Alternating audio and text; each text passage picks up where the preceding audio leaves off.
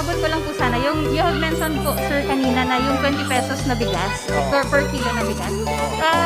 Kailan po kaya yun i-expect natin na ma-realize? May ano po ba tayo? May timetable po tayo for this? Yesterday, if not sooner. Lahat ng timetable ko, yesterday, if not sooner. Lahat yan, ASAP. I don't know. We'll see. We'll see. Kasi minamalas din tayo sa weather. Kaya hindi mo matiyak kung ano yung magiging production, ano yung magiging supply.